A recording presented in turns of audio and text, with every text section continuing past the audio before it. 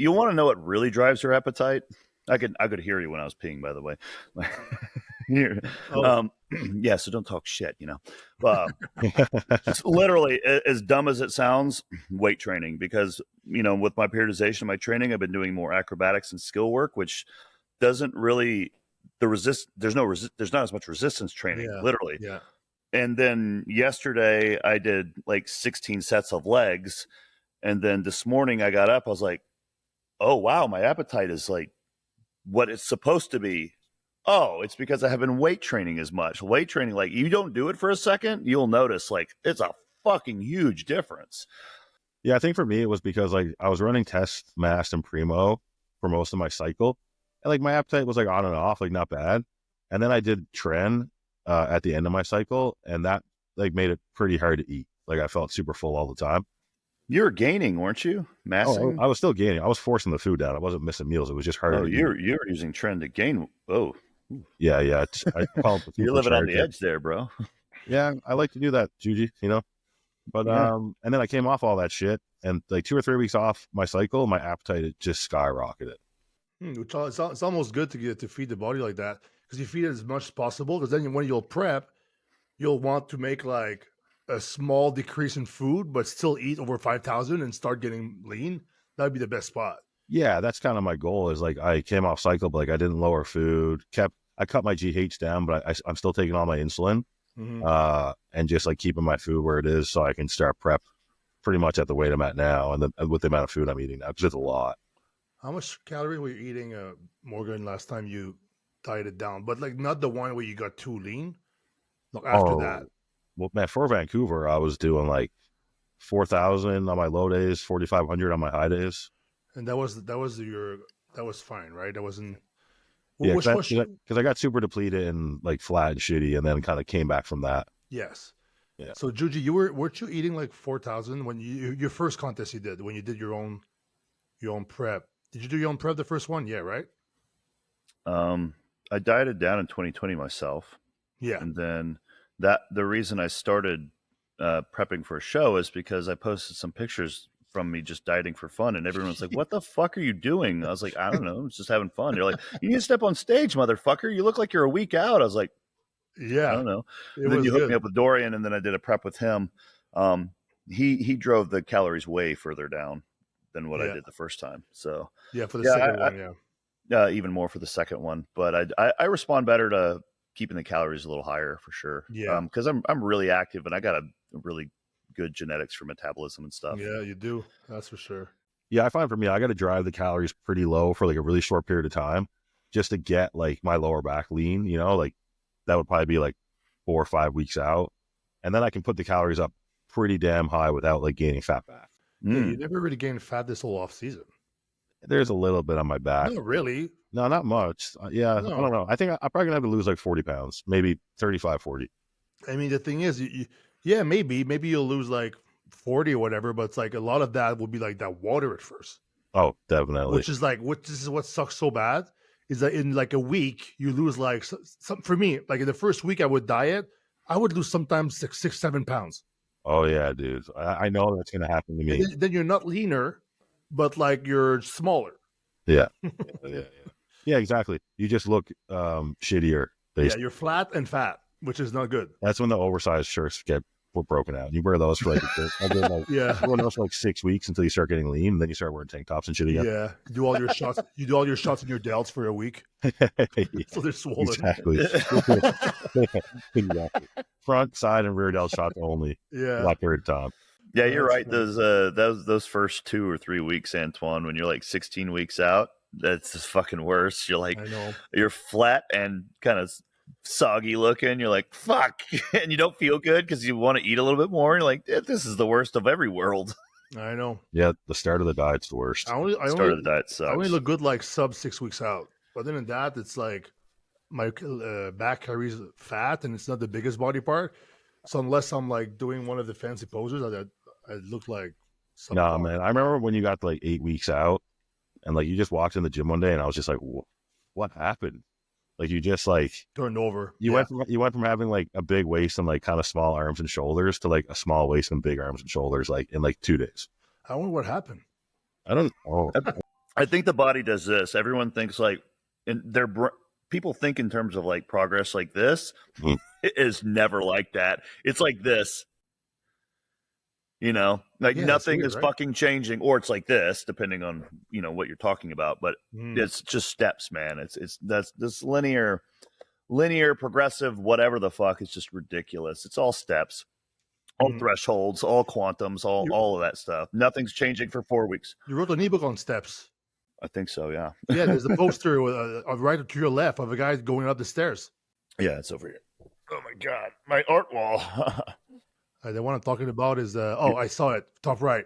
Yeah, what's sad about this is now people just ask me if that's AI art. I'm like, no, it's not. No, it's actually real art by a real human being, and it took a long time for him to draw each one. Who are they by? My friend Sebastian. He's an artist in Chile. He's really good. He's been doing commissions for me for about 10 years now. That's sick.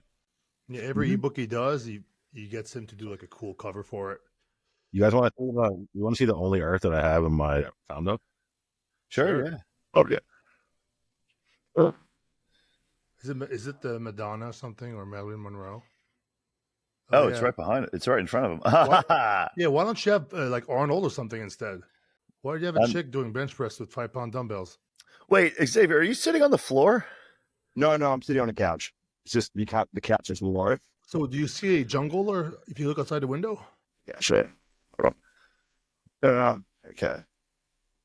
It's not really jungle out here. It's not like I'm in the rainforest, but it sort of maybe looks a little bit like that. So you sort of oh wow, like you can get snakes. Like that's the thing about here. Like snakes can come up through this area because it's all like shrubbage and stuff like that. But yeah, it's a pretty sunny sort of day here. So yeah, it's warm. I envy you because you go outside my gym here and it looks like the moon. Everything's dead and brown and gray. Because you're building stuff, right? Well, that's part of it, but it's also winter. I'm not going to complain about winter with the Canadians in the chat, so I'll just shut my mouth right now. Dude, Morgan's winters back in Newfoundland, they made Montreal winters look like almost normal. Dude, the scariest thing was like when we went with Iron Bowl and you and Frank want to do the fucking snow angels out there in the baseball park when you had weather alerts in Quebec in December for how cold it was. Negative like 37 degrees in Quebec. I think the last time I got really cold was that day.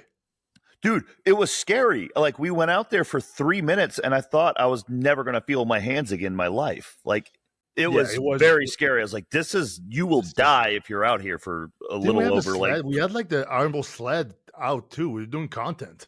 Oh, it was insane. I was like, I feel like it was just so scary how cold it was. Yeah, it was cold. And there's places in the world it's always like that. Yeah. It's so funny.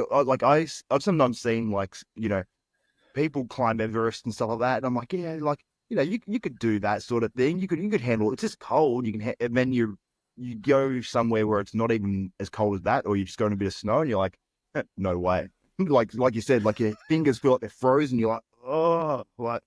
Yeah. But it's the toes and the fingers. So if you have boots, and then you need like some type of like layers of socks or something, because your toes, if it gets minus 40, they'll end up being frozen. It's like they'll end up being super cold. And the hands, if you have gloves, you're fucked. If you have mittens, you're a little bit better because you can close your hand like that. But if you need to work on cables or stuff, like I remember when I went to the range, I think it was last winter, I went to the range, and so I was loading the cartridges in the gun. I was like freezing my hands. Then I was realizing, how do people go to war? They go to war, they have to load their guns and shit. They're just, it's not practical. I didn't think about that. Yeah, you're right. Yeah. I mean, especially when you got the risk of, the opposite side firing at you. You're just like, a strong hand. Yeah, and but Taylor got me some hot hands. It's like little packets that the girls use for their gloves. So next time I go to the range, I'll bring that. And then in between loading, you put that in your gloves. And then if you have a thin glove, you can actually manipulate your gun pretty good. It's just loading the bullets that are harder. But that's why shotgun is cool, because you can like have a mitten and just load the shotgun because they're big shells, right? They have a product It's like $50. I don't remember if they gave it to me or if I bought one or someone gave it to me. It's a sleeve, and you put it around a barbell and you plug it in, and it warms the barbell for you.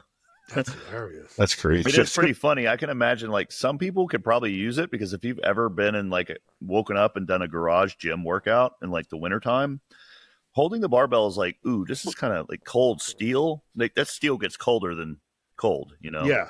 No, it does. I mean, because in the garage at Dimension, I had that. But I do wonder, like, I never actually used it like in a situation where I really needed it. I'd wonder like, all right, you zip it off. You're like, oh, nice hot barbell. Will it just get like cold again in like 10 minutes? I mean, you do it right before your PR temp.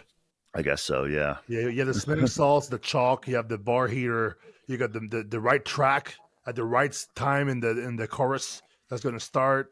You have the whole routine.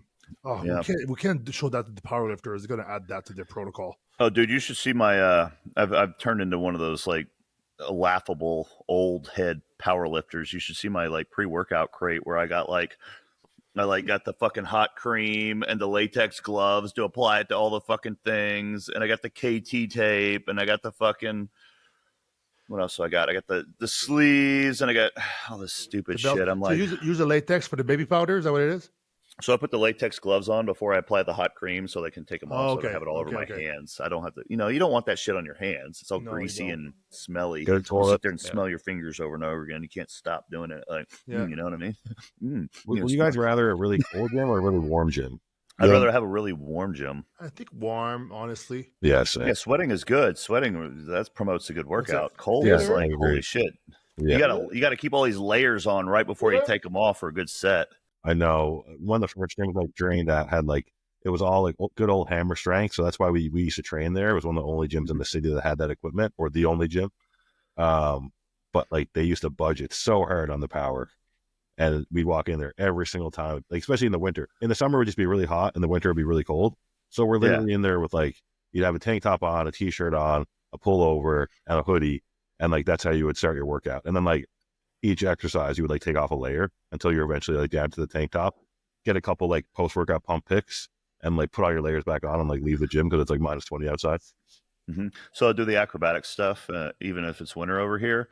And Morgan, what I'll do is like in between sets, like with the acrobatic stuff, your set and set rest time is a lot different from resistance training, because resistance training is like do a set of something and then you wait like 90 seconds to 3.5 minutes or something. You know what I mean? Yeah. And you just repeat that over and over again. For this, it's like you're going to go for about 2.5, 3 minutes, and then you're going to rest for about 2 or 4 minutes. You know what I mean? So it's almost like equal on, equal off time. So on the off time, I'll fucking put more layers back on. I'll put the layers back on. I'll put the fucking sweats back on, the hoodie, the gloves. I'll put like some socks, and I'll just like sit there. And then like right at the last second, I'll take it all back off and do my and go at it for like 2 minutes or something, just to stay warm in between them. Because dude, doing like any sort of like explosive skill work when it's cold fucking sucks. Oh dude. Yeah. And it's risky, like for injuries. It is. You get really warm, then you let yourself cool down. That's why baseball players get so many like hamstring and like calf injuries, because they go from like doing nothing for like 15 minutes to like an all out sprint, like to the bases or something like that. So many hamstring injuries in baseball and football, really. Dude, that stuff like bugs you out if you've ever like been in a situation like, well, shit, powerlifting meets are just like that. People got to realize, like, when you watch a powerlifter to meet, there's like 15 fucking minutes sometimes in between their attempts, and then they got 3 lifts for each of the 3 lifts. So it's just like, do a lift, 15 minutes, do a lift, 15 minutes, wait 3 hours, and repeat. It's like, god damn, this is nerve wracking. Yeah, it must be hard to like time your warm-ups, or like know how much warming up to do, like to not overdo the volume, to like burn off energy, and like the pump before the stage. The pump before the stage. Yes, because like you have to time the be pumped enough, but not too much at the right time. If you pump too quick, there's a delay. You get flatter. It's not as, I mean, it's important obviously, but for power lifters, it's like they could go out and like tear their quad off the bone. Like we're not gonna like tear anything like posing.